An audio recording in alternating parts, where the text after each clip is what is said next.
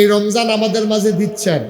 আর একদল মজুদদার ব্যবসায়ী এখন থেকে চিন্তা করতে আছে, আরও আগে থেকে চিন্তা শুরু করছে যে রমজানে তো মানুষ খেজুর খায় বেশি, সোয়াবিন তেল লাগে বেশি, শরবত খাইতে চিনি লাগে বেশি, তারপরে ছোলা বুট লাগে। দেখবেন সবার তার দোকানও জায়গা হয় না, বাইক শহীদ তোলে আইনা সেটা, তারপরে মাল থুবাইতে আছে রমজানে বাড়াইয়া বেচার জন্য। না হুজুবিল্লাহ বলবেন না? আল্লাহ কি সুযোগ দিল সওয়াব কামার জন্য। এই সওয়াব কামাইয়ের মাসকে সে টাকা কামাইয়ের মাসে পরিণত করে দিয়েছে, ঠিক কিনা বলেন?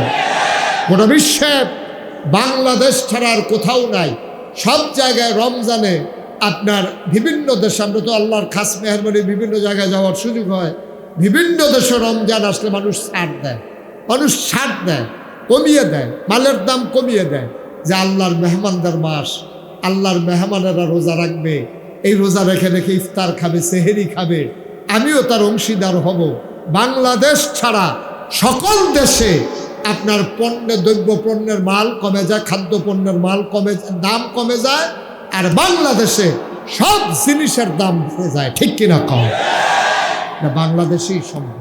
মায়া নাই, ভালোবাসা নাই, মহব্বত নাই, ভালোবাসা আসলে নাই, কিন্তু ভ্যালেন্টাইন্স ডে এর দিন ফুল কিনা ভালোবাসা আছে। আসলে কোনো ভালোবাসা নাই, শিয়াল কুকুরের থেকে নিকৃষ্ট হয়ে গেছে। বাইরে দিয়া দেখায় যে ভালোবাসা, আসলে ভালোবাসা না, একটুতে একটু হইলেই দেখা যায় ভালোবাসা কার এখন, ঠিক কিনা কম? এই আদর করে ফুল দিতে আছে, একটু বনসানা এই আবার মুড়াইতে আছে, ভালোবাসা জাগাত শেষ। আমরা কিছু কিছু মেত্রা মার্খা লোক আছে, এবারে সুফি মানুষ, এবারে কেউ কিছু কয়ও না, এবারে গোনা কয় আমি সাথে ফাঁসে নাই, আমি নিজে বা এটা করতাম পারতাম না, কেউ বাধাও দিতাম পারতাম না।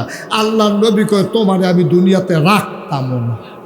তুমি বাটফার মার্খা লোক, তুমি আলু, তুমি হুটকি তো লাগো, গুস্তি তো লাগো, তোমার যেহানো দেয় মাসাল্লাহ কি মিল দিয়ালা। আসেনি রে বাটফার, আল্লাহ কি সিদ্ধান্ত নিলেন দেখেন, কই বাটফারের দল দুনিয়াতে জাগাবে। মার হাবা কয় না রে, জোরে কয় না মার হাবা। তাহলে আমরা অন্যায় করব না, কাউকে অন্যায় করতে দেব না। সবাই রাজি আছি ইনশাআল্লাহ? যে আল্লাহ যেন কবুল করে, সবাই পড়ে না আমিন। এই রাজিটা যদি আরো আগে হইতেন, আপনি রাজি না আর তুললেন না দি, এটা তো খাইছে বিপদ বা তীর্থল আন্দাই।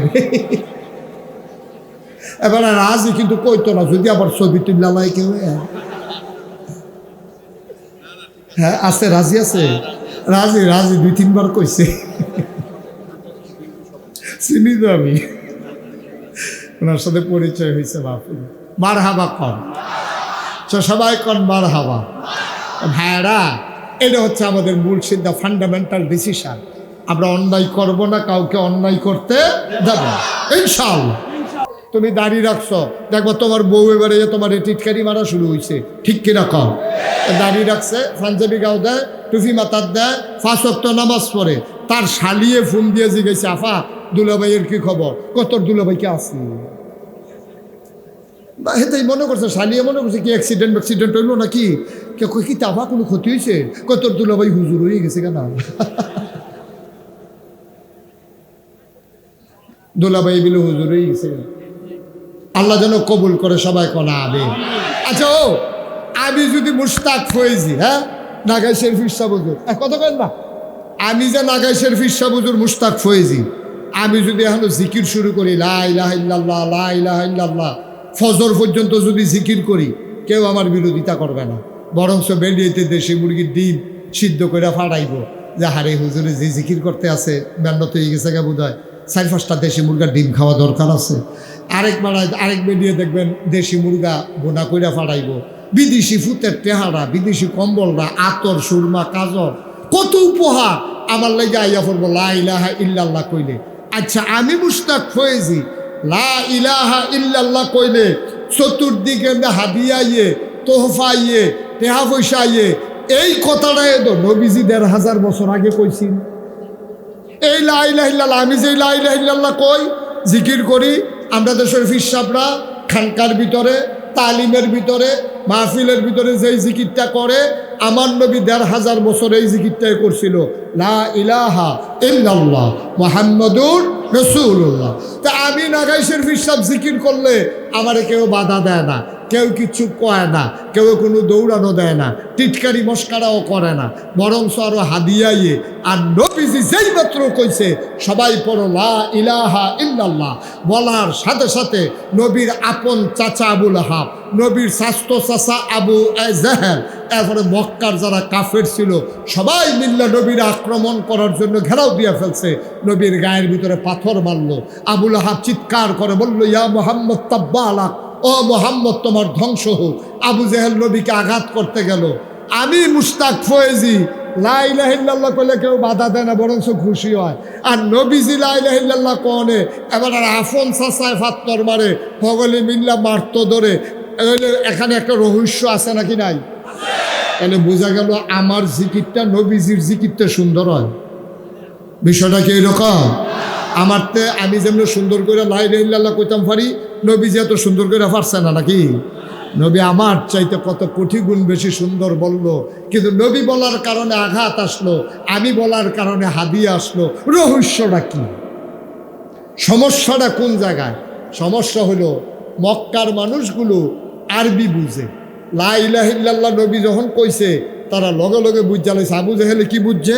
তো সমাজের নেতা আছি, হ্যাঁতে বুঝালাইছে, এই তোরা যে হুনতে আস লা ইলাহা ইল্লাল্লাহ কিতা এটা বুঝছ? কয় না আমরা তো বুঝি না। কয় লা ইলাহা ইল্লাল্লাহ মানে হইল আল্লাহ ছাড়া কোনো বিধানদাতা নাই, বিচার করুন না নাই, মেল করুন না নাই, সর্দারি করুন না নাই, আল্লাহর বিধান ছাড়া কোনো বিধান নাই, বিধান চলবে শুধুমাত্র আল্লাহ। তা আমি আবু জেহেল যে তোমরা রেলওয়ে সমাজটা চালাইতে আসি, মোহাম্মদের লা ইলাহা ইল্লাল্লাহ কায়েম হয়ে গেলে আমার আবু জেহেলের নেতাগিরি শেষ। ঠিক কিনা কয়? আবু জেহেলে কত নেতাগিরি যদি না থাকে তো আমি ভাবছিলাম গীতা, তো আমি ওহন বাধা দিত না, পরে বাধা দিলে লাভ হইব কি? এর লেগে আবু জেহেল গিয়া বাধা দিছে।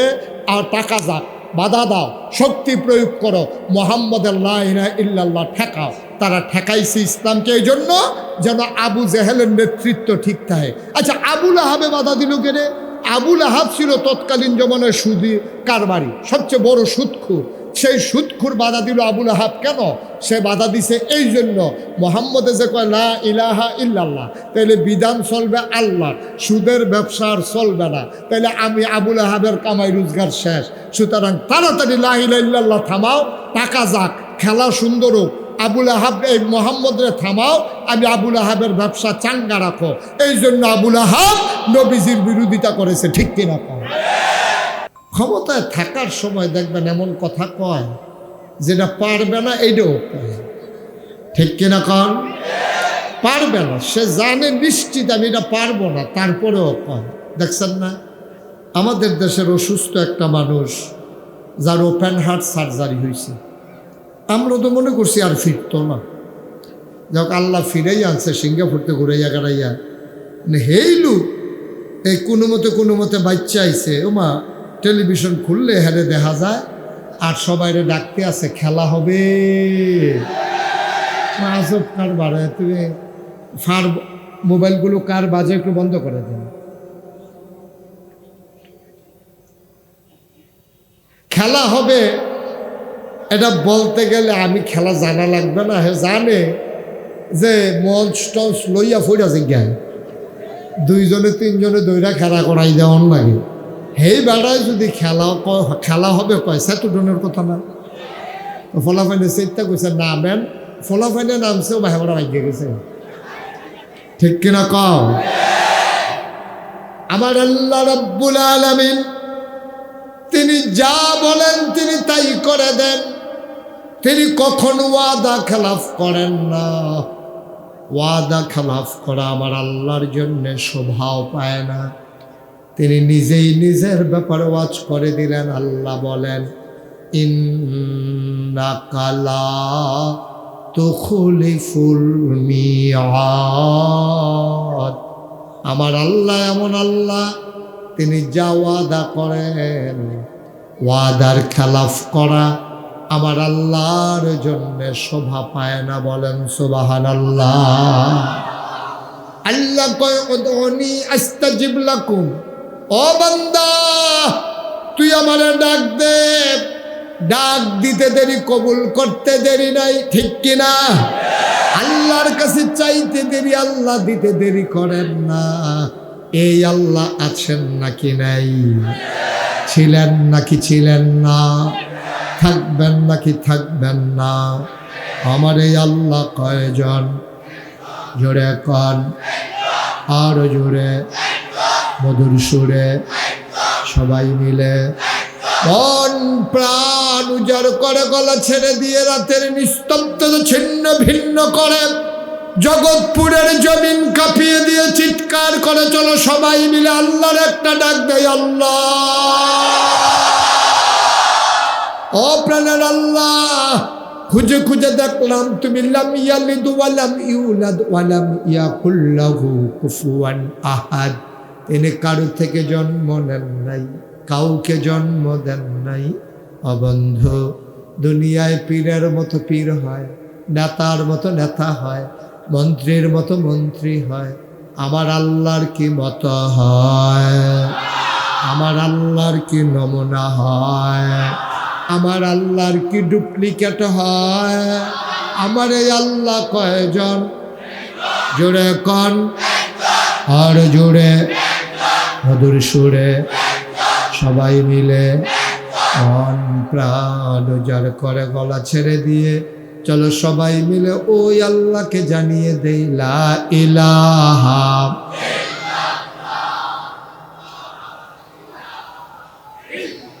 জোরে জোরে লা ইলাহা, আর জোরে লা ইলাহা, মধুর সুরে লা ইলাহা, মাশাআল্লাহ লা ইলাহা।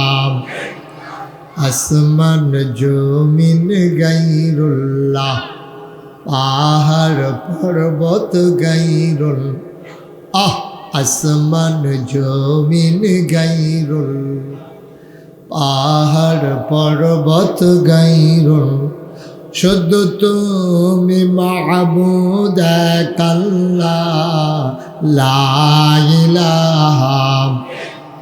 জোরে জোরে লা ইলাহা, আর জোরে লা ইলাহা, মধুর সুরে লা ইলাহা, মাশাআল্লাহ লা ইলাহা, লা ইলাহা ইল্লাল্লাহু মুহাম্মাদুর রাসূলুল্লাহ সাল্লাল্লাহু আলাইহি ওয়াসাল্লাম। সবাই পড়েন আলহামদুলিল্লাহ। বন্ধুরা আমার, ভাইরা আমার, আমার আল্লাহ রাব্বুল আলামিন এই দুনিয়ার ভিতরে আমাদেরকে মানুষ করে বানানোর পরে আমাদের জন্য রাস্তা দিয়ে দিয়েছেন দুটা। একটা চলে গেছে জান্নাতে, আর একটা চলে গেছে জাহান্নামে। ও বন্ধু, মানুষগুলো যেন জান্নাতে যেতে পারে, আল্লাহ তাবারক ওয়া তাআলা মানুষদের মাঝ থেকে যাচাই করে, বাছাই করে, করুণা করে, দয়া করে, মায়া করে একদল উত্তম চরিত্রের মানুষ, যাদের গুনাহ নাই, গুনাহ হওয়ার সম্ভাবনাও নাই, এমন একদল মানুষকে আমার আল্লাহ আমাদের জন্য নবী এবং রাসূল করে পাঠাইছে। বলো সুবহানাল্লাহ। এই নবীদের মাঝে একজন নবী ছিলেন, তার নাম হলো দাউদ আলাইহিস সালাম।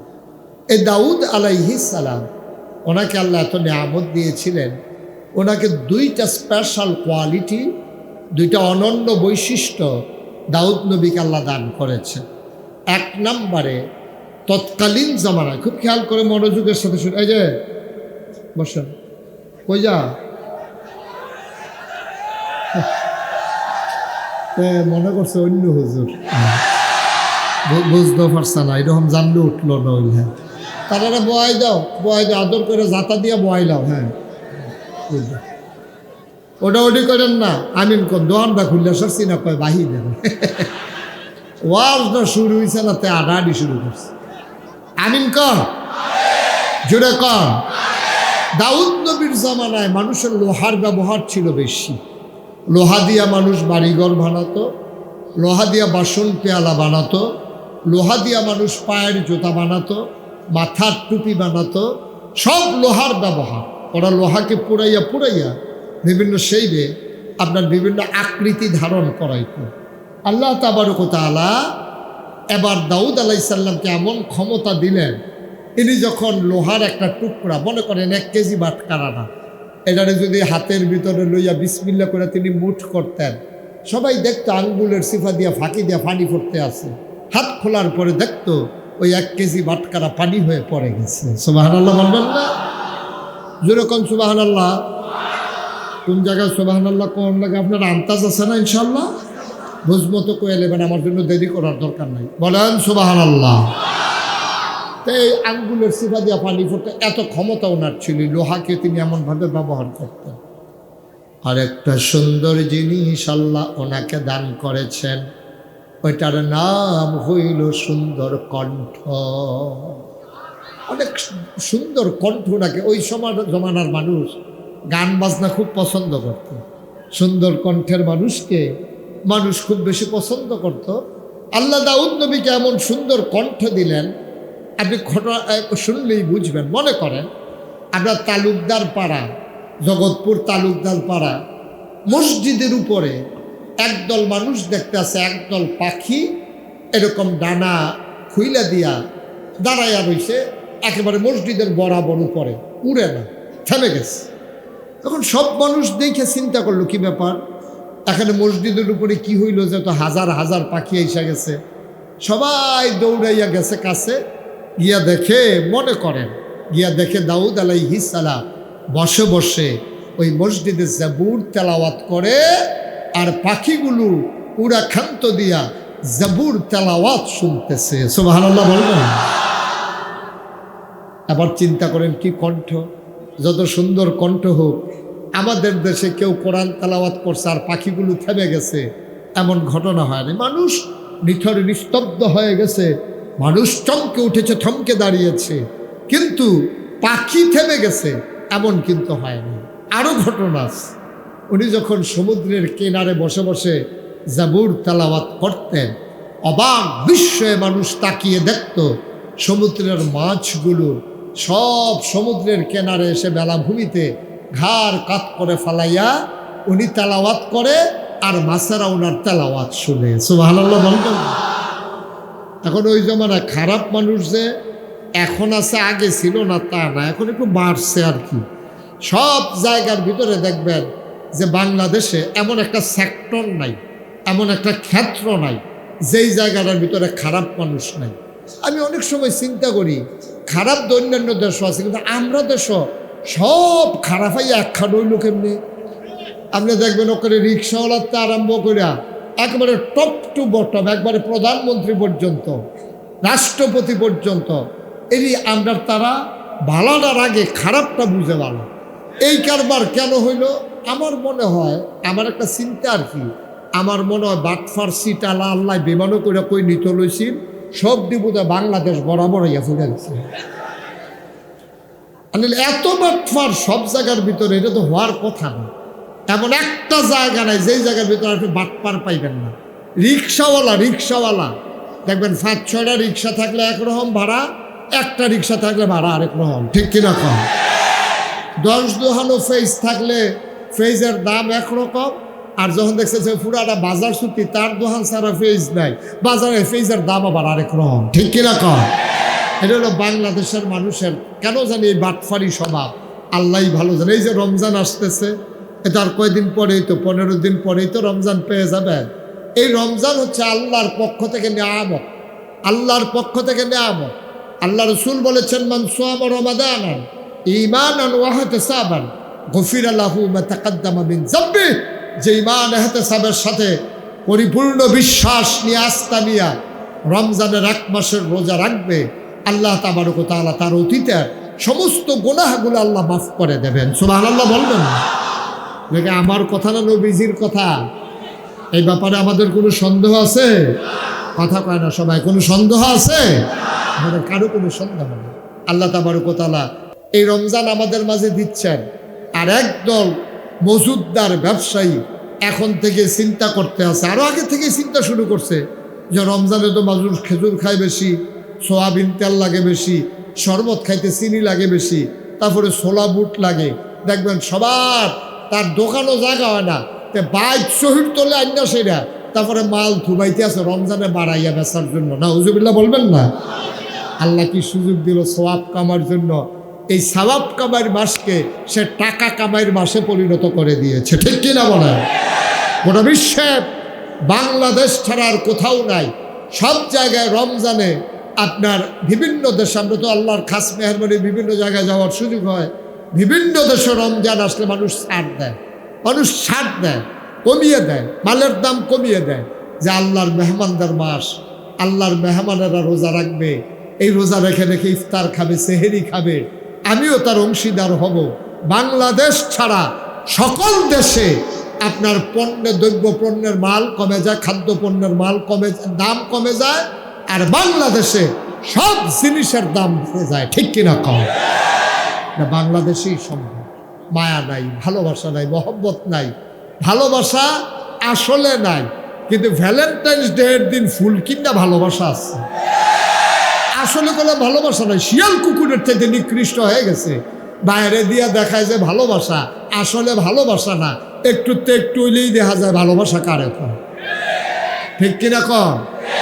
এই আদর করে ফুল দিতে আছে, একটু বনসানা এই আবার মুড়াইতে আছে, ভালোবাসা জাগাত শেষ।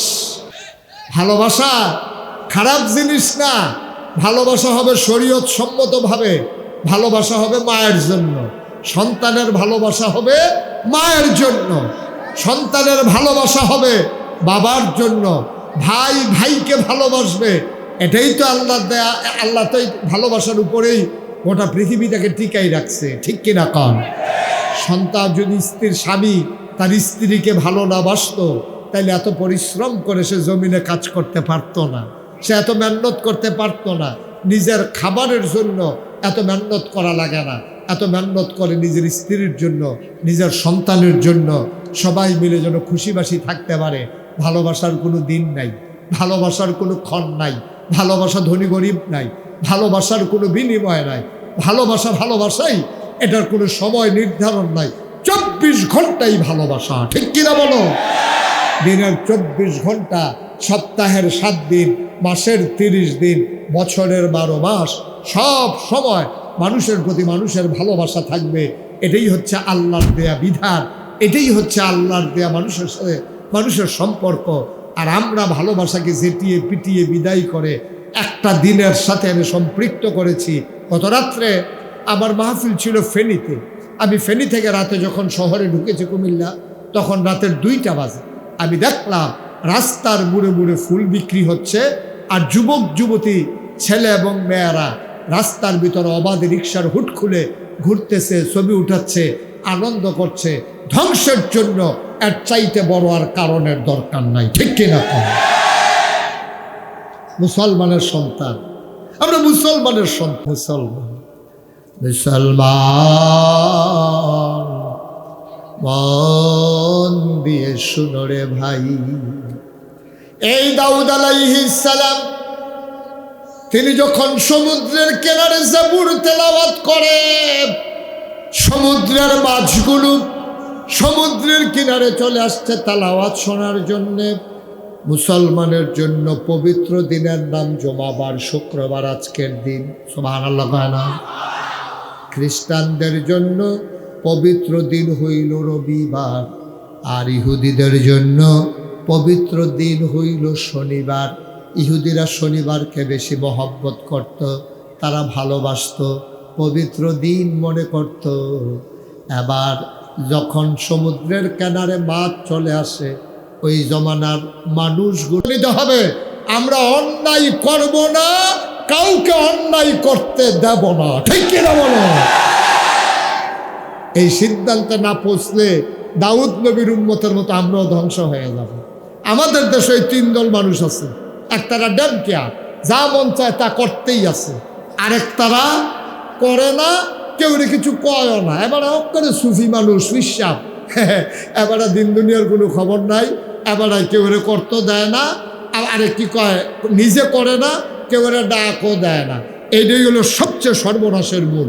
একটা বাংলাদেশের গোটা সভ্য পৃথিবীতে সব জায়গায় কারণে কারণে সরকার বদল হয়। সরকার বদল হয় গণ অভ্যুত্থানে, সরকার বদল হয় নির্বাচনের কারণে, সরকার বদল হয় কোনো রাষ্ট্রপ্রধানের মৃত্যুর কারণে। এছাড়া সরকার বদলার আর কোনো পদ্ধতি নাই। হয় নির্বাচন, নয় মৃত্যু, নয় জনগণের আন্দোলন। সরকার সব জায়গায় বদল হয়, শুধু বাংলাদেশে না, গোটা পৃথিবীতেই বদল হয়। কিন্তু সরকার বদলের সিস্টেম, রাষ্ট্রীয় অবকাঠামো, ভদ্র পৃথিবী যেদিন থেকে শুরু হয়েছে সব জায়গায় সরকার বদল হয়েছে। একমাত্র বাংলাদেশ তার ব্যতিক্রম, যেখানে সরকার বদল হওয়ার পরে 330 জন মেম্বার অফ পার্লামেন্ট, আমলা কামলা বদুল্লা র্যাব গোয়েন্দা উপদেষ্টা ঊর্ধ্বতন কর্মকর্তা সরকার বদলের সাথে সাথে একসাথে সবাই দেশ ছেড়ে পালিয়ে গেছে। বাংলাদেশ ছাড়ার কোথাও হয় না। কারণ কি বলতে পারবেন? কারণ হইল ওই দাউদ নবীর হেই গ্রুপ।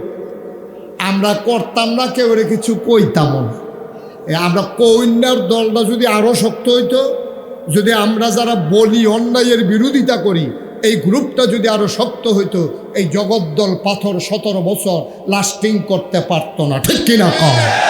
এই লাস্টিং করার কারণ হলো আমরা কিছু কিছু মেত্রা মার্খা লোক আছে, এবারে সুফি মানুষ, এবারে কেউ কিছু কয়ও না, এবারে গোনা কয় আমি সাথে ফাঁসে নাই, আমি নিজে বা এটা করতাম পারতাম না, কেউ বাধাও দিতাম পারতাম না। আল্লাহ নবী কয় তোমারে আমি দুনিয়াতে রাখতাম না। তুমি বাটফার মার্খা লোক, তুমি আলু, তুমি হুটকি তো লাগো, গুস্তি তো লাগো, তোমার যেহানো দে মাসাল্লাহ কি মিল দিয়ালা। আসিনির এই বাটফার আল্লাহ কি সিদ্ধান্ত নিলেন দেখেন, কই বাটফারের দল দুনিয়াতে জাগাবে। নবী করিম সাল্লাল্লাহু আলাইহি ওয়াসাল্লাম ১৫০০ বছর আগে, খুব খেয়াল, এই দুইজনকে একটু দইরা বসাই দেন না। এখন থেকে কিন্তু যারা উঠে তারার আর বিচার হইতো না, এখন থেকে বিচার হইব যারা লগের তো উঠছে তারা।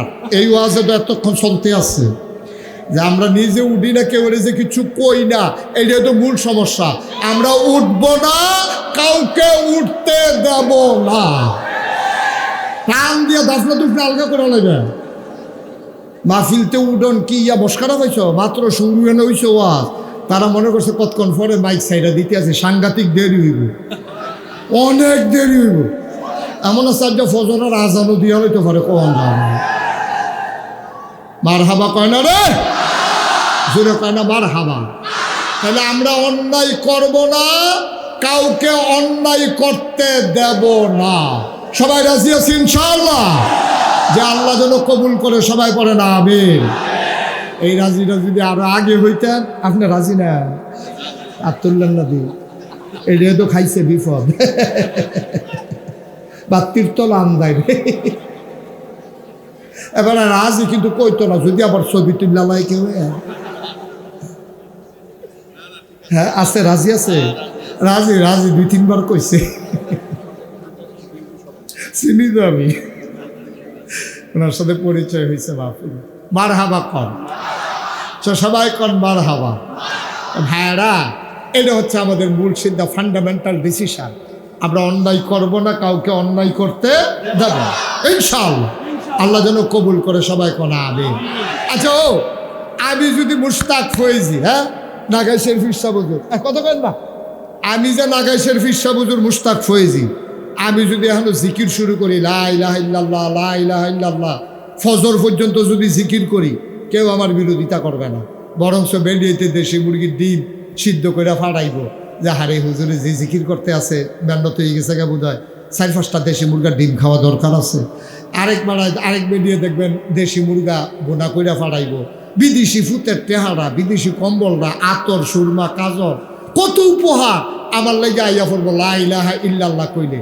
আচ্ছা, আমি মুশতাক ফয়েজি লা ইলাহা ইল্লাল্লাহ কইলে চতুর্দিকে হাদিয়া ইয়ে, তোহফা ইয়ে, টেহা পয়সা ইয়ে, এই কথাটাই তো নবীজি 1500 বছর আগে কইছি।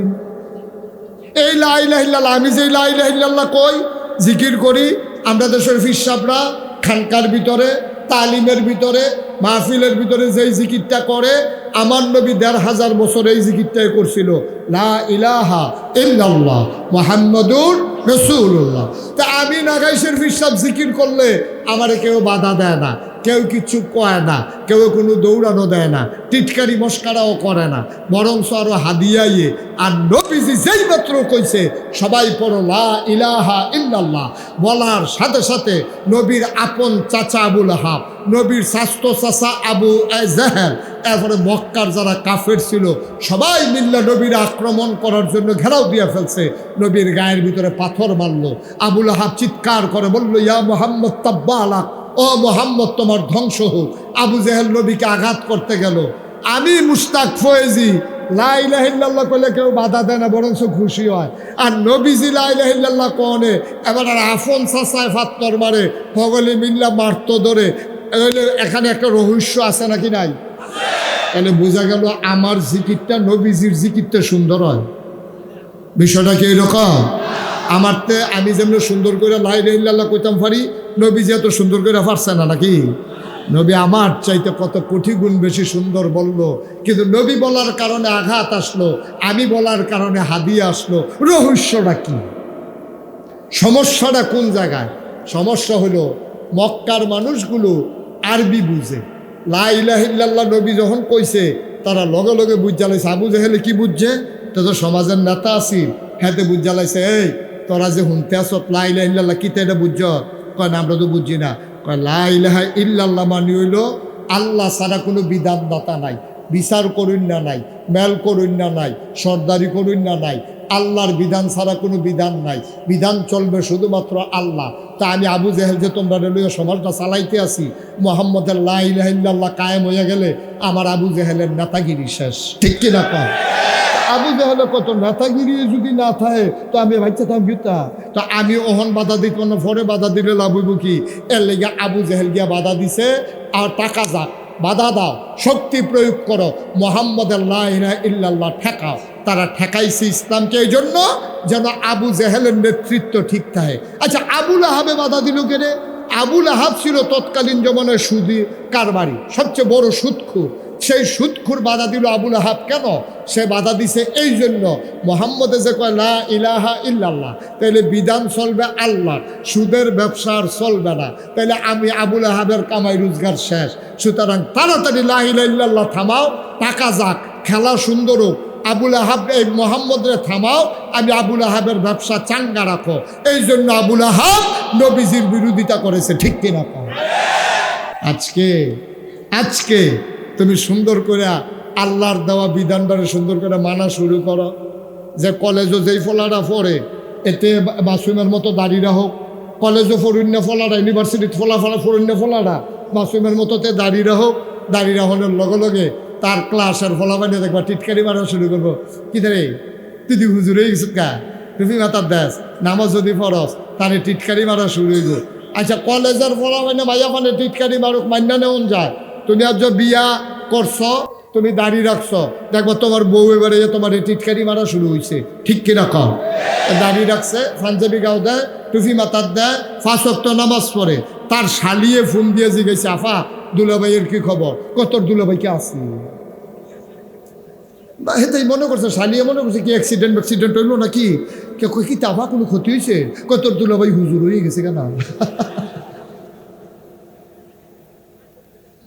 দুলাভাই বিলে হুজুর হয়ে গেছে। মুসলমান লম্বা সময় কথা বলার সুযোগ পাবো না ভাই।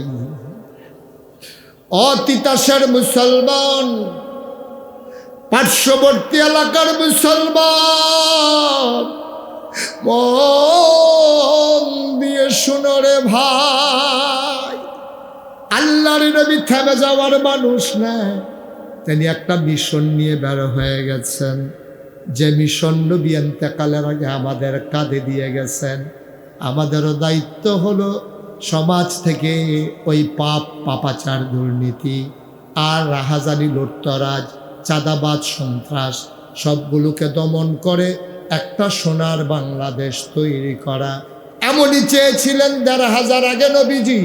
নবী যখন চাইলেন সুন্দর একটা পৃথিবী বানাবেন। খেয়াল করে দেখো, নবীর জন্ম মক্কায়, খুব খেয়াল, গভীর মনোযোগ। নবীর জন্ম মক্কায়, নবীর শৈশব মক্কায়, নবীর কৈশোর মক্কায়, নবীর তারুণ্য মক্কায়, নবীর যৌবন মক্কায়। বিয়ে করলেন নবী মক্কায়, নিজের বাড়ি মক্কায়, শ্বশুর বাড়ি মক্কায়, মেয়ে বিয়ে দিলেন মক্কায়, ব্যবসা করলেন মক্কায়, লেনদেন করলেন মক্কায়। নবী থাকতে পারলেন না মক্কায়, নবী চলে যাওয়া লাগলো মদিনায়, ঠিক কিনা? ইসলাম মানার কারণে তিতাসের মানুষ দাউদকান্দি যাওয়া লাগে নাই, দাউদকান্দির মানুষ তিতাস আসা লাগে নাই। আমি মুশতাক ফৈজি ব্রাহ্মণপাড়া ছেড়ে বুড়িচং যাওয়া লাগে নাই, কুমিল্লা ছেড়ে ঢাকা যাওয়া লাগে নাই। তাহলে নবী কেন লাগলো? নবী তো দুর্নীতিবাদ ছিলেন না, জবরদখলকারী ছিলেন না, মানুষের সম্পদ লুণ্ঠন করেন নাই। কেন নবী চলে যাওয়া লাগলো? কারণ হলো একটাই, কোরআনে আল্লাহ বলে দিয়েছেন, ওয়ামা নাকামু মিনহুম ইল্লা আইয়ুমিনু বিল্লাহিল আজিজিল হামিদ। কোনো অপরাধ নাই, একটাই অপরাধ, এক আল্লাহর উপরে ঈমান এনেছে, ঠিক কিনা? আমরা ঈমানের দাবিদার, আমরা দাবি করি ইমানদার, প্রকৃত ইমানদার আমরা না। প্রকৃত ইমানদার হইলে আমরাও দেশ ছেড়ে পালানো লাগতো। দেখছেন না গত সরকারের আমলে কি কারবারটা হয়েছে? দেখছেন না কি কারবারটা হয়েছে? জেলখানাগুলো ভরে যাওয়ার কথা ছিল চোর গুন্ডা বদমাইশ ডাকাত দিয়া, আর আমার দেশের জেলখানাগুলো ভরে গেছে আরে মোলামা দিয়া, ঠিক কিনা? তোমরা কম তামাশা করেছো, তোমরা বেজ্জতি করে ইমামের চাকরি খেয়ে ফেলেছো কোরআনের কথা বলার কারণে। মঞ্চের ভিতরে উলামায়ে কেরাম যখন দ্বীনের আলোচনা করেছে, তোমরা রাজনৈতিক প্রভাব খাটাইয়া ইমামের বাপ বক্তার কাছ থেকে মাইক কেড়ে নিয়েছো, বেজ্জতি করে তোমরা নামিয়ে দিয়েছো। আমি বলেছি বাধা আসবে, আবার যদি বাধা আসে লড়াই হবে সমানে সমান, ঠিক কিনা বলো?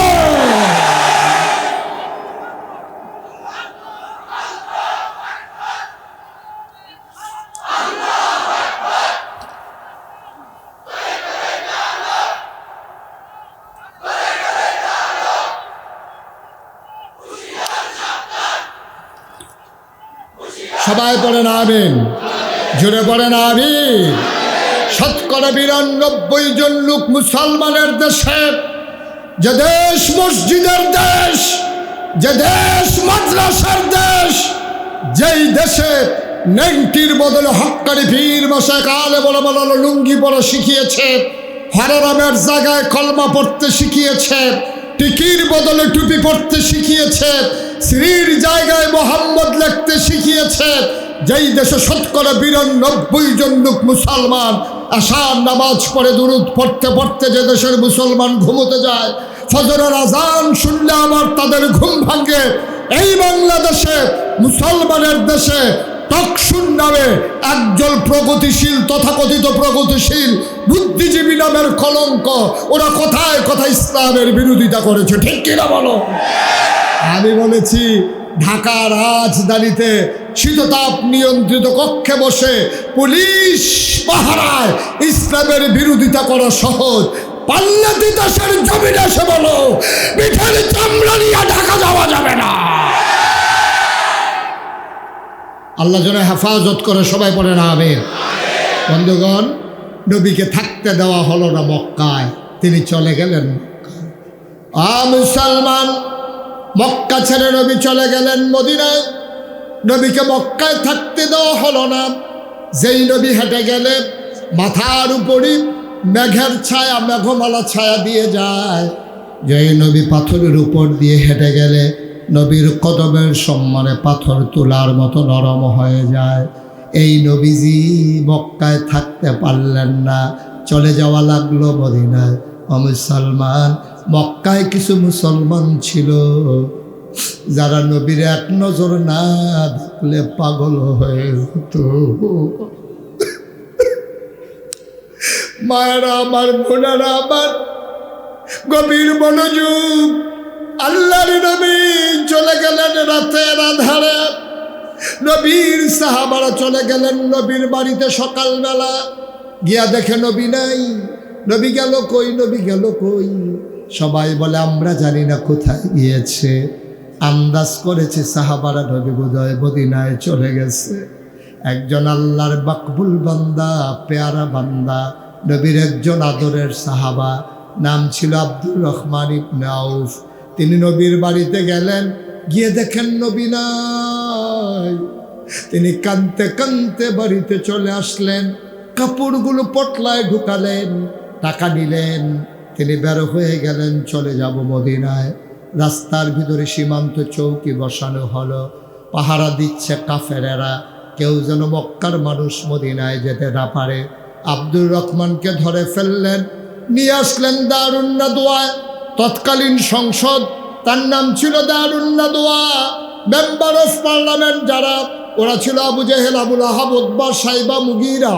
ওরা বলল, হে আব্দুর রহমান, তুমি তো ভদ্র মানুষ, তুমি ফ্যাশনেবল মানুষ, তুমি সুন্দর মানুষ, একটা পাঞ্জাবি একবারের বেশি দুইবার গায়ে দাও না, তুমি দামি পারফিউম ব্যবহার করো, হেঁটে গেলে মানুষ বুঝে আব্দুর রহমান যায়।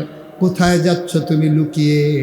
আব্দুর রহমান চোখের পানি ছেড়ে দিলেন, ডাক দেয়া কয়, ভাইয়ারা আমার আটকে রাইখো না, বাড়ির জায়গায় বাড়ি রইল, ঘরের জায়গায় ঘর রইল, ও ভাই আমারে ছেড়ে দাও, আমি চলে যাব মদিনায়। কয় কেন মদিনায় যাবা? কয় যে এই মক্কায় নবী নাই, এই মক্কায় আব্দুর রহমান বাঁচবে না।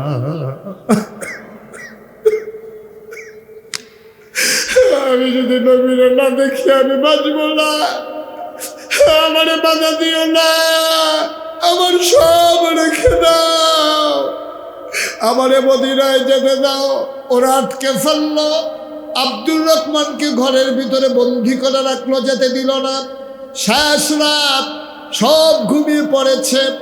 বাওয়ারিশ কুকুরগুলো নিরাপদ আশ্রয়ে, পাখিগুলো আপন নীরে ঘুমিয়ে পড়েছে, গরুগুলো গোয়াল ঘরে, শিশুরা মায়ের বুকে মুখ রেখে ঘুমায়। প্রিয়তম স্বামী প্রিয়তমা স্ত্রীকে নিয়ে ঘুমায়, কেউ জাগলা নাই। আব্দুর রহমান গড়াগড়ি খায়, চোখে ঘুম আসে না। চোখ বন্ধ করলেই নবীর চেহারা ভেসে উঠে। সবাই যখন ঘুমিয়ে পড়ল, শেষ রাতে আব্দুর রহমান উঠলেন, ছেঁড়া একটা লুঙ্গি পরে, গায়ে কোনো কাপড় না চাপিয়ে তিনি আস্তে করে বের হলেন মদিনার দিকে। সীমান্ত ক্রস করলেন। সারাটা রাত তিনি মদিনার দিকে হাঁটেন। দিনের বেলা গুহার ভিতরে লুকিয়ে থাকেন যেন ধরা পড়ে না যান। এভাবে দিন যায়, রাত যায়, রাস্তা পার হওয়া যায় না। এমনি ঘুরতে ঘুরতে ঘুরতে ঘুরতে, খানা নাই, গোসল নাই, ঘুরতে ঘুরতে একদিন চলে গেলেন। একটা জায়গায় যাওয়ার পরে দেখলেন সকাল হয়ে যাবে। তিনি একটা খেজুরের বাগানে গিয়ে লুকোলেন, মনে করলেন সারাটা দিন লুকিয়ে থাকবো, রাতের বেলা আবার হাঁটা শুরু করব। শেষ রাত, আব্দুর রহমান কান পেতে শুনলেন কে যেন দূর থেকে ডাকে, আসসালাতু খায়রুম মিনান নাওম। তিনি বুঝে ফেলছেন আমি মদিনার কাছাকাছি চলে আসছি। তিনি আস্তে করে বের হয়ে গেলেন, একেবারে আওয়াজ লক্ষ্য করে আগালেন, ঠান্ডা পানি দিয়ে অজু করলেন, মসজিদের ভেতরে ঢুকলেন। আব্দুর রহমান কাউকে চিনে না, আব্দুর রহমানকেও কেউ চিনে না। নবীজি ঢুকলেন, নামাজ হয়ে গেল। নবীজির একটা অভ্যাস ছিল, তিনি ঘুরে বসতেন সাহাবাদের দিকে, সবার সাথে কথা বলতেন, খোঁজ খবর নিতেন। আল্লাহর নবী বললেন, সবাই ভালো আছো? সবাই বলে ইয়া রাসূলুল্লাহ, আমরা সবাই ভালো আছি। হঠাৎ করে আল্লাহর নবীর নজর পড়ে গেল কোনায়। তাকাইয়া দেখে একটা মানুষ বসে আছে, চুল তার উস্কো খুস্কো, দাড়িগুলো তার এলোমেলো, ধুলায় মাখা চেহারা, পেট আর পিঠ একসাথে লেগে গেছে, গায়ের ভিতরে কাপড় নাই, চোখ তার গর্তে, গালগুলোর হাড্ডি বের হয়ে গেছে। আল্লাহর নবী কয়, ওই মানুষটা কে রে? এমন একটা মানুষ ছিল আমার মক্কায়, তার নাম ছিল আব্দুর রহমান। আমার বড় পাগল ছিল, আমার একদিন না দেখলে পাগল হয়ে যেত। ওরে মক্কায় ফেলে আমি চলে এসেছি, এই কোনায় কে বসে আছে আমার আব্দুর রহমানের মতো? কে এটা কে? দাঁড়াও দেখি। আস্তে করে দাঁড়ালেন, ডাক দেয়া কয় লাব্বাইকি ইয়া রাসূলুল্লাহ, এটা আপনার আব্দুর রহমানের মতো না, এইটাই আপনার আব্দুর রহমান।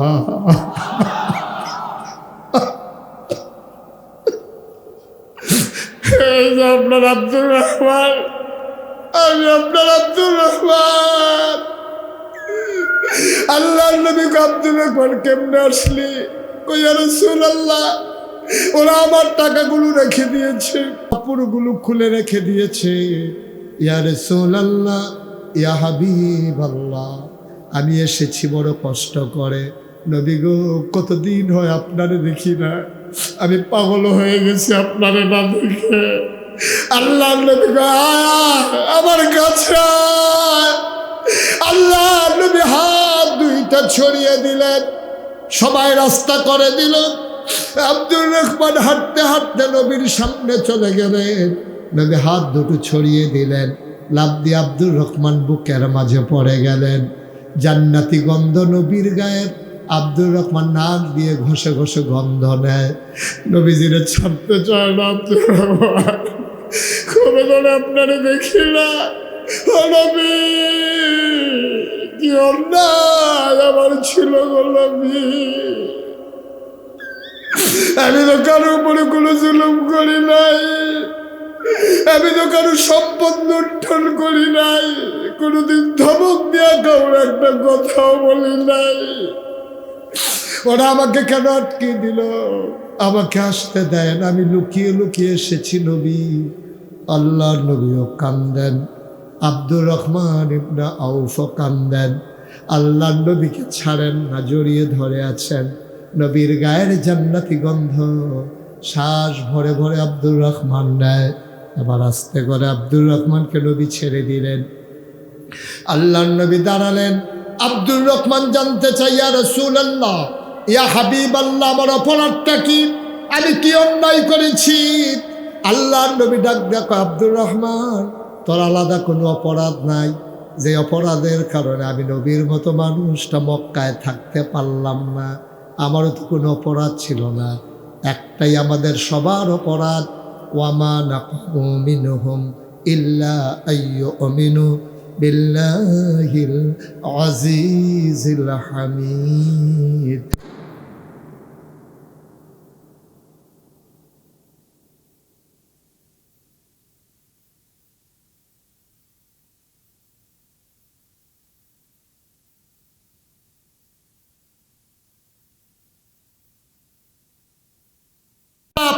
পথ কণ্টকাকীর্ণ, এ পথে চলতে গেলে পা হবে রক্তে রঞ্জিত, পিচ ডালা পথ হবে রক্তে রঞ্জিত। সুতরাং এ পথ কখনো সহজ পথ ছিল না, এ পথ আমাদের জন্য কঠিন পথ। আমরা সিদ্ধান্ত নিয়ে নিয়েছি, একবিংশ শতাব্দীর সূচনা লগ্নে ২৪ গণঅভ্যুত্থানের পরে মুসলমান আবার যখন টেকনাফ থেকে তেঁতুলিয়া, অরবসা থেকে পাথুরিয়া, সব জায়গায় যখন মুসলমান জেগে উঠেছে, আমরা সিদ্ধান্ত নিয়েছি এ পথে চলতে গেলে মামলা হবে, হামলা হবে, জেল জুলুম নির্যাতন হবে, প্রয়োজনে জীবন দেওয়া যাবে, ঈমান দেওয়া যাবে না। রাজি আছো কিনা হাত তুলে দেখা।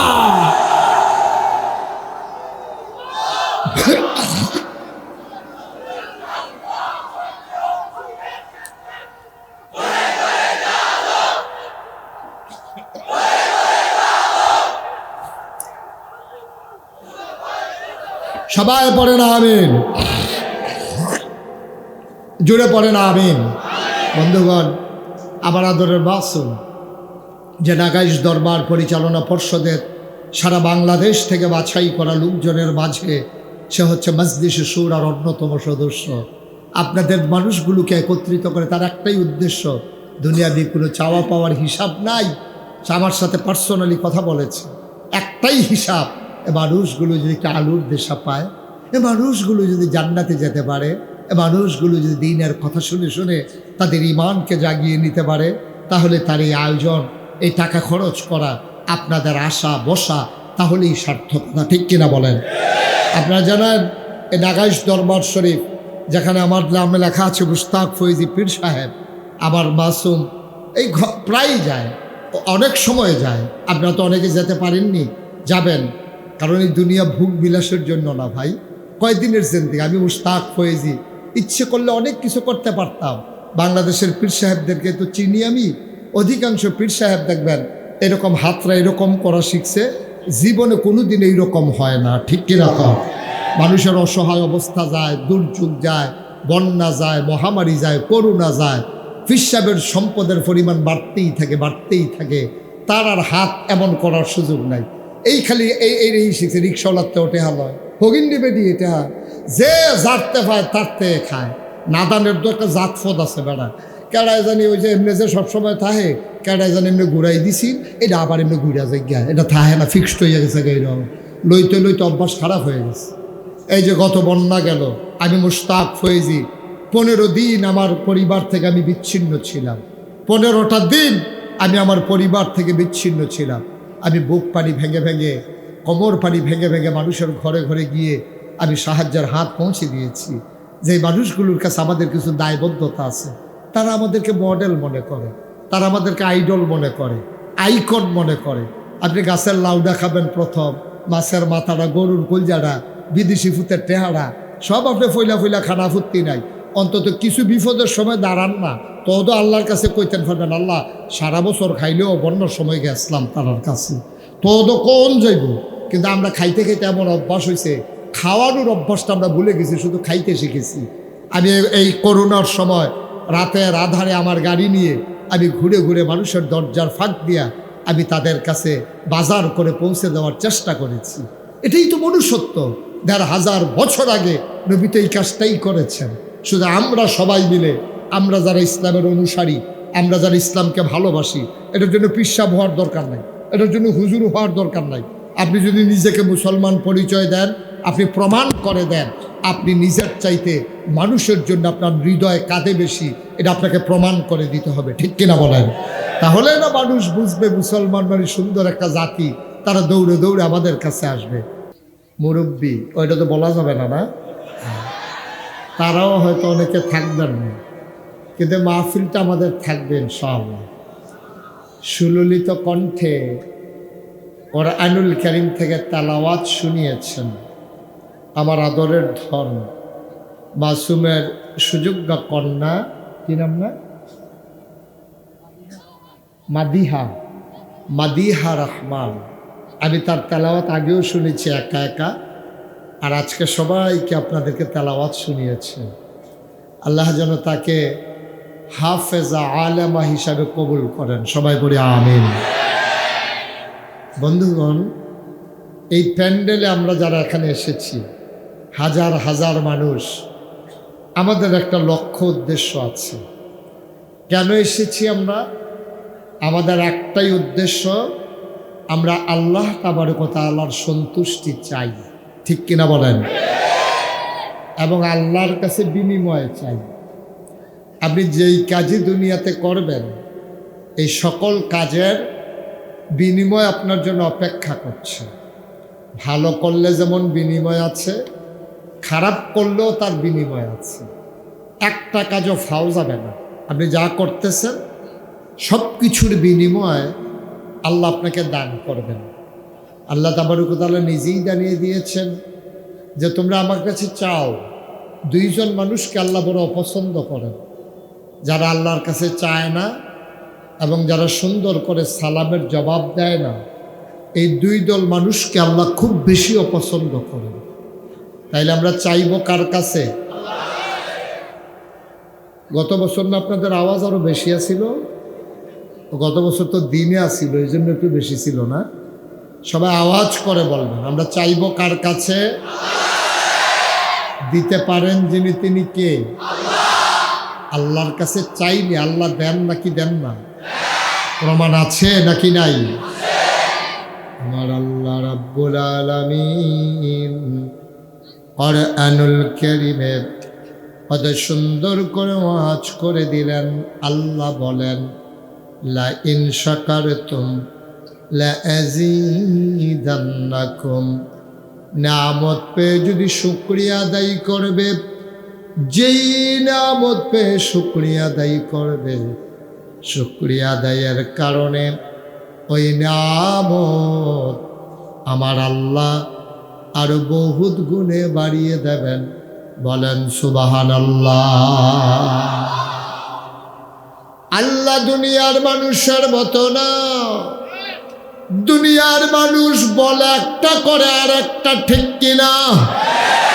দুনিয়ার মানুষ অসুখে পড়লে একরকম, ভালো হয়ে গেলে আর একরকম, নদী পার হওয়ার আগে একরকম, নদী পার হয়ে গেলে আরেক রকম, ক্ষমতায় থাকার সময় একরকম, ক্ষমতা চলে গেলে আরেক রকম, ঠিক কিনা?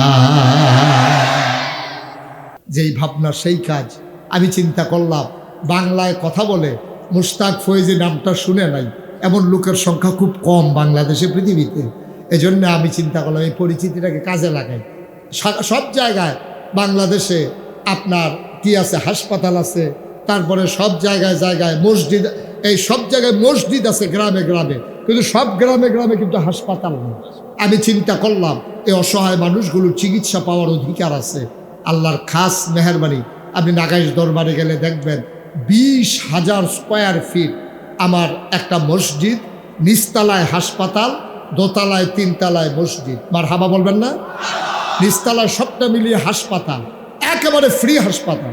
সরকারি হাসপাতালেও আমার দেশে আপনার কি লাগে, একটা টিকিট কেটে ঢোকা লাগে। আমি বলেছি এই নাগাইশ দরবারের হাসপাতালে টিকিট কেটেও ঢোকা লাগবে না ইনশাআল্লাহ।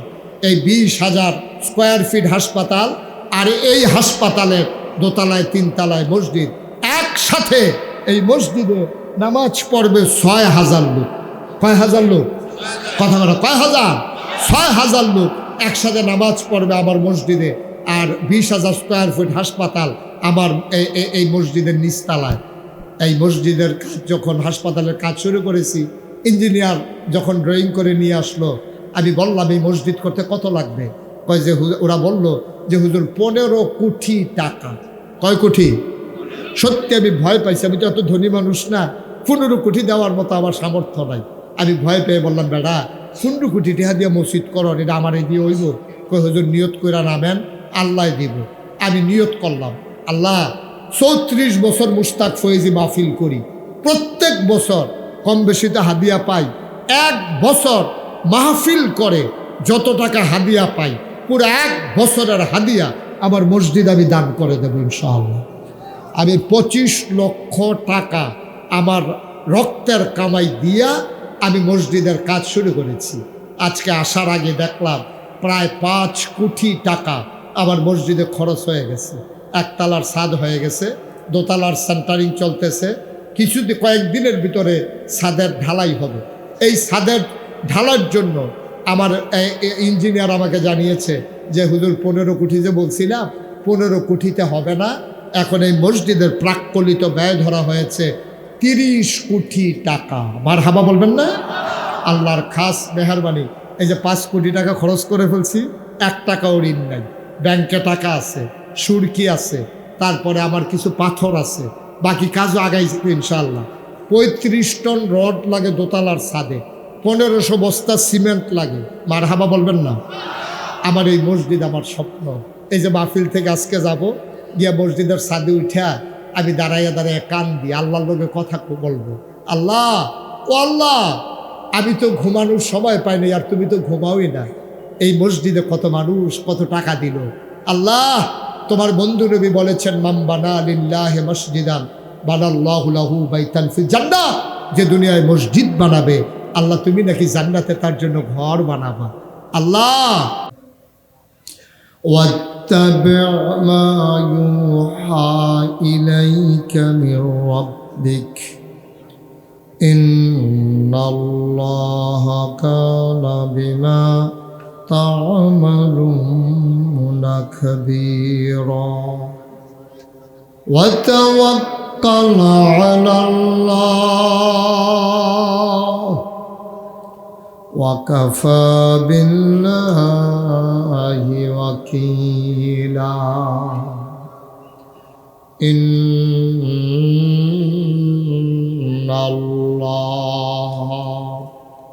ওয়া মালাইকাতাহু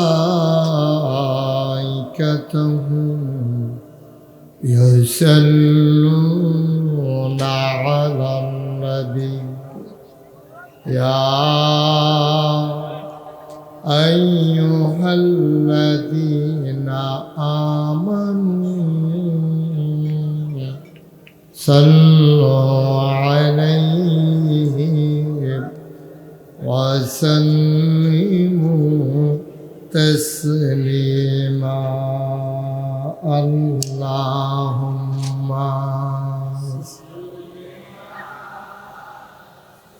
অপরাস্ত কোন সময় আসছে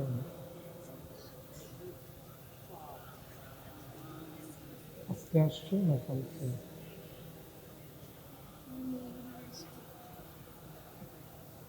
জোরে সুরে মহাব্বতের সাথে গলা ছেড়ে দিয়ে পড়ুন আল্লাহুম্মা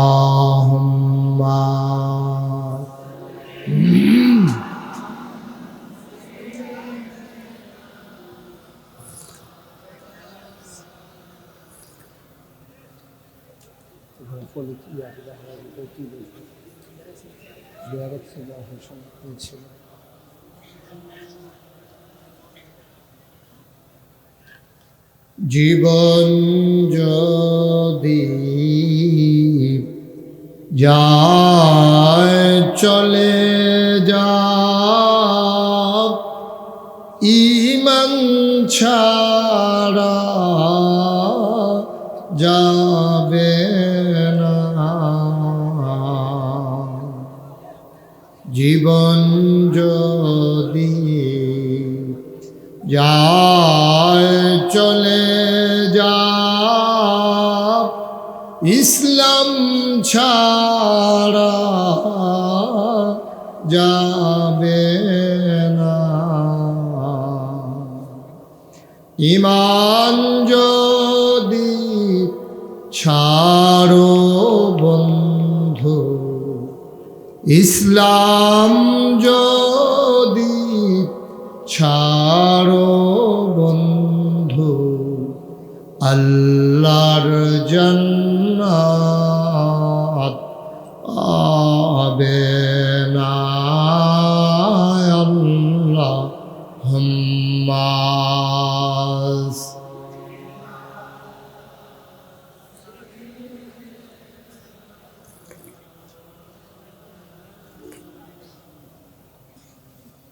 وعلى آله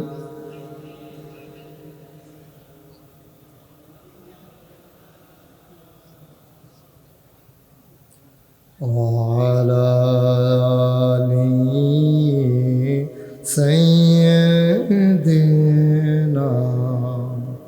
مولانا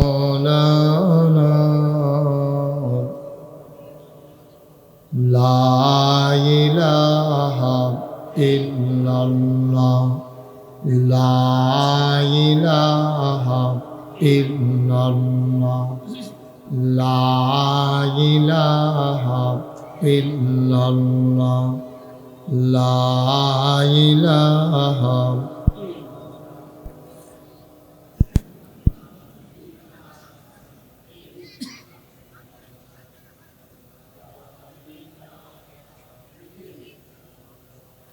لا إله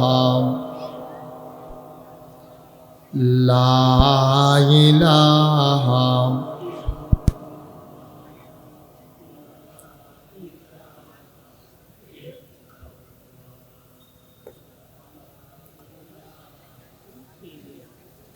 لا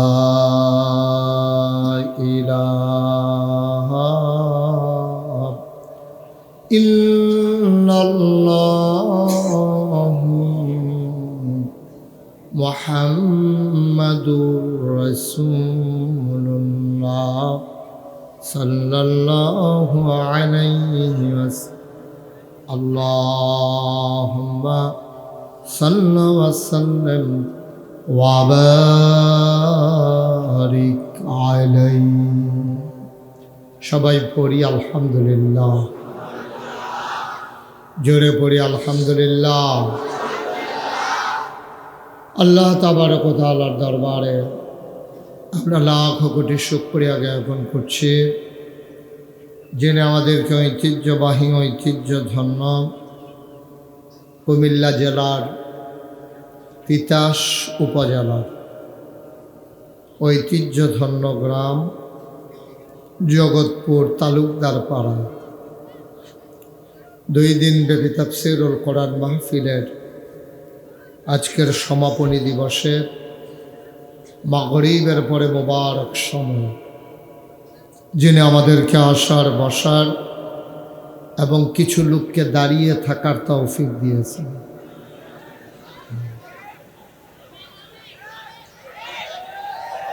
যিনি আমাদের আজকের এই মাহফিলে কবুল করে নিয়েছেন আমরা মাহবুদের দরবারে মাহবুদের শিখানো কালেমা দিয়ে শুকরিয়া আদায় করি সবাই পড়ি আলহামদুলিল্লাহ আজকের আয়োজনের সম্মানিত সভাপতি আজকের যিনি আয়োজক সার্বিক ব্যবস্থাপক এবং যিনি আমাদের হোস্ট আমার হৃদয়ের কাছের মানুষ ঐতিহ্যধন্য নাগাইশ দরবার শরীফের মজলিসে সুর আর সম্মানিত সদস্য বিশিষ্ট ব্যবসায়ী সমাজসেবক আমার আদরের ধন কলিজার টুকরা চেয়ারম্যান ও পরিচালক মদিনা গ্রুপ অফ ইন্ডাস্ট্রিজ এই এলাকার কৃতি সন্তান জনাব আশিকুর রহমান মাসুম আজকে কথা বলেছেন অন্যান্য ওলামায়ে কেরাম এবং কথা বলবেন আরও অনেক বড় বড় ওলামায়ে কেরাম আমাদের মাঝে ইতিমধ্যে তাশরীফ এনেছেন মুফতি আমির হামজা কোরআন তেলাওয়াত করবেন বিশ্বজয়ী কারি আবু রায়হান এবং আমার আগে কথা বলে গেছেন মুফতি আরিফ বিন হাবিব মুফতি আনিসুর রহমান আশরাফি এবং গতকালকে অনেকে কথা বলে গেছেন যেহেতু মাগরিবের পরের সময় আসার আগেই শেষ করা লাগবে আপনারা যারা দাঁড়িয়ে আছেন আপনারা বসে গেলে সুন্দর হবে যেহেতু জায়গা আমাদের আছে জায়গা না থাকলে এক কথা জায়গা যেহেতু আছে আমরা বসে পড়ি সামনে যারা বরাবর দাঁড়িয়ে আছেন তারাও বসে পড়ুন ডাইনে বামে অনেক জায়গা আছে আপনারা যারা ডাইনে বামে তো দাঁড়াই নাই ডাইনেই বেশি আপনারা পারলে বসে পড়ুন কতক্ষণ দাঁড়াই থাকবেন লম্বা সময় তো আল্লাহ যেন কবুল করে সবাই পড়ি আমিন বন্ধুগণ গত বছর এই মাহফিলটা শুরু করেছি আমরা আমাদের পরিকল্পনা আছে আমাদের এই গ্রামের কৃতি সন্তান মাসুমের সাথে আমার কথা হয়েছে বিস্তারিত এই মাহফিলকে আমরা কন্টিনিউ করবো ইনশাআল্লাহ আমরা এগিয়ে নিয়ে যেতে চাই একদিন হয়তো আমি থাকব না আমার আদরের মাসুম থাকবে না আপনারা যারা আছেন অনেকেই